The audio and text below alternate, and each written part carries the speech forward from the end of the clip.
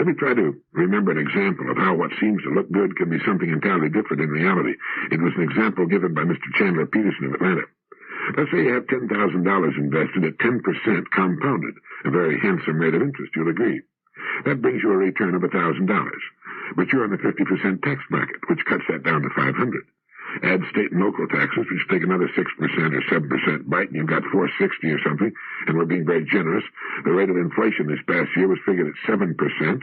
Well, when Mr. Peterson got through, you had a net return on your 10% of $10,000 of, get this, minus 2.5%. What looked like a truly regal return on your money was in actuality putting you in the hole. That's why the majority of working people in our society have a negative cash flow. Earnings do not produce security.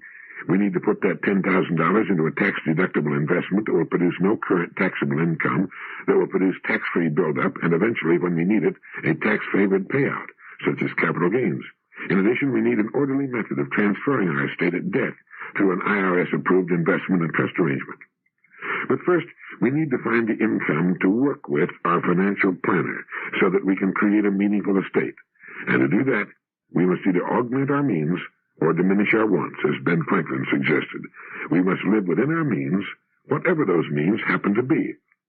If we can theoretically afford to live in a $100,000 home, let's live in a $50,000 number and agree to apply the two-point common sense rule to everything we buy or want to buy. Whenever we find ourselves facing a buying situation, we test it against two questions. One, do I really need it? Is it necessary? And two, can I afford it? The second question should be based on an actual understanding of what our true income is, after taxes, after expenses, and after provision for our future. At the seminar, a case was brought out about a high-income doctor who faced imminent bankruptcy. He was deeply in debt, owed last year's taxes, and was living beyond his means. Working with his financial planner, in 2 years he was debt-free and saving money the right way.